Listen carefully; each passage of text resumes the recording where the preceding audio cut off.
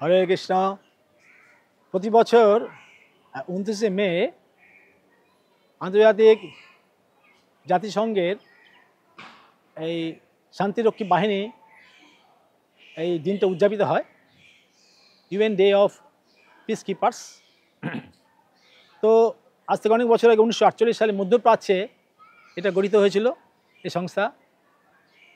তাদের উদ্দেশ্য সারা পৃথিবীতে এই যে যুদ্ধ বিগ্রহ অশান্ত যেখানে সেখানে তারা গিয়ে কিছুটা ভূমিকা পালন করে। তাদের যে নীল রঙের হেলমেট থাকে, নীল রঙের হেলমেটটার প্রতীক হচ্ছে মৃত্যু আর জীবনের মাঝখানের প্রতীক। তারা এরকম অনেকে এই বিপদে ঝাঁপিয়ে পড়েছে। এর থেকে আমরা দেখতে পাই যে তারা কতটা উদ্যম সহকারে এবং আদর্শ সহকারে তারা এই কাজে ব্রতী হয়েছে। এর জন্য তাদের জীবন দিতে হয়েছে। আজ থেকে অনেক বছর আগে থেকে যে এই উৎসব এটা হচ্ছে, এই শান্তিরক্ষী বাহিনী দিবস, তা অনেক শান্তিরক্ষী তারা জীবন দিয়েছে। 4400 এই শান্তিরক্ষী বাহিনী তারা জীবন দান করেছে। সাম্প্রতিক গত বছরে 49 জন শান্তিরক্ষী বাহিনী জীবন দিয়েছে। কিন্তু শান্তি সহজে আসছে কি? আমরা দেখতে পাচ্ছি যে যুদ্ধ লেগেই আছে।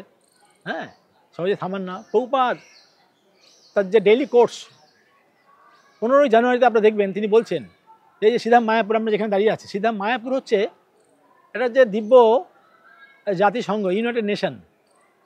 হ্যাঁ, এমনি জাতিসংঘতে দেখি কি আমরা, তারা কিন্তু বিভিন্ন মতবিরোধের জন্য তারা ব্যর্থ হচ্ছে তাদের যে নীতি পৌঁছাতে। কিন্তু আমরা অবশ্যই সফল হব। আমরা চৈতন্য মহাপ্রভুর বাণী যিনি চলতে পারলে আমরা এই জাতিসংঘ, এই আন্তর্জাতিক কৃষ্ণ ভাবনান্ত সংঘ, প্রকৃত ইউনাইটেড নেশন, এখানে দেখবেন কোনো বর্ণ বৈষম্য নেই। হ্যাঁ, বাদামি, কালো, শ্বেতাঙ্গ, কৃষ্ণাঙ্গ সবাই মিলেমিশে সংকীর্তন আন্দোলনে যুক্ত হয়েছে। এখন এই যে শান্তির সূত্র কিন্তু ভগবদ্গীতায় আছে।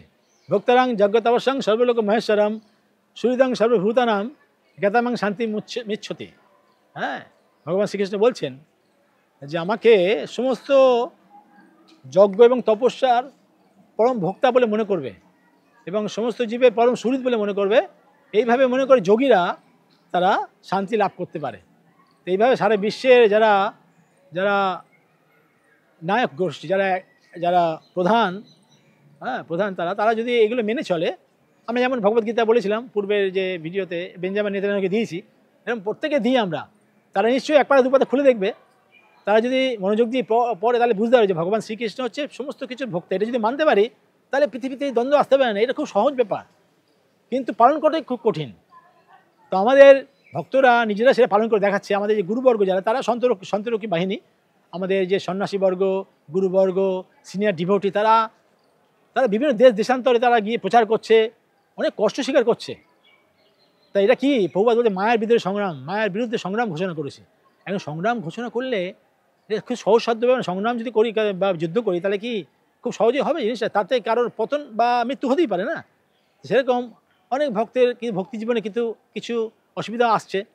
এখন তাই নিয়ে যারা কোনোদিন এই আন্দোলনের নবীন ভক্ত, 2-3 বছর হয়েছে, তারা কিছুই জানে না যে সেই সমস্ত ভক্তের কত অবদান ইস্কনের প্রতি। জানলো না, ভক্তি জীবনে তাদের একটু কিছু অসুবিধা হয়েছে, তাই নিয়ে তারা বিভিন্ন কথা বলতে লেগে আছে, তাই নিয়ে তারা সরে যেতে চেষ্টা করছে, তাই নিয়ে তারা অন্য একটা গ্রুপ বানানোর যদি চেষ্টা করে, তাহলে এটা খুব কী বলবো, ভগবান শ্রীকৃষ্ণ তাদের অসন্তুষ্ট হন না। এই জন্য এই জিনিসটা চিন্তা করতে হবে। আজকে এই যে শান্তিরক্ষী বাহিনী দিবস, তাতে এইটাই আমাদের ভিতর থেকে আমার এই ভাবটা এলো যে আমাদের যে ইস্কনের যে গুরুবৃন্দ, এটা পরম্পরা ধারায় তারা সারা বিশ্বে এই শান্তির বাণী প্রচার করছেন, ভগবদ্গীতা শ্রীকৃষ্ণের বাণী প্রচার করছেন। ভগবান শ্রীকৃষ্ণ নিজে দেখিয়েছেন, হস্তিনাপুরে তিনি নিয়ে গেছিলেন এই শান্তির প্রস্তাব নিয়ে, কিন্তু দুর্যোধন সে কি সহজে মানবে? সে সাধারণ মানুষ মনে করেছে, তাকে বাদ দিয়ে গেছে। ভগবানকে বাধা যায়? মা যশোদা বাদ দিয়ে ফেলেছে তার প্রেমের দ্বারা, কিন্তু দুর্যোধন কী করে বাঁচবে? তো ধৃতরাষ্ট্র প্রশ্ন করেছে যে তুমি কী করো, তুমি শান্তি প্রস্তাব নিয়ে আসো, শান্তি করো, এই যুদ্ধ তো ভালো না। তখন তিনি বলছেন যে দেখো, বৃন্দাবনে আমি বাঁশি বাজিয়েছিলাম, হ্যাঁ, তা গাভীরা সে বাঁশির আওয়াজে তিনি দুগ্ধ স্খলন করতো, কিন্তু গর্ধবও ছিল বৃন্দাবনে, গর্ধব, তারা তো তাদের সুরেই গেয়ে গেছে।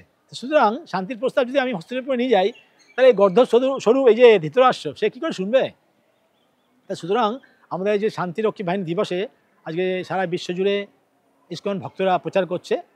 তো এইটা আমাদের আশা নিয়ে চলতে হবে যে একদিন নিশ্চয়ই আমরা সেই শান্তি লাভ করতে পারবো। সমস্ত এই যে যা দেখছি পৃথিবীতে, হ্যাঁ, যুদ্ধ বিগ্রহ একদিন বন্ধ হবে, সবাই আমরা ভগবান শ্রীকৃষ্ণের কৃপা লাভ করতে পারবো। হরে কৃষ্ণ। হরি বল।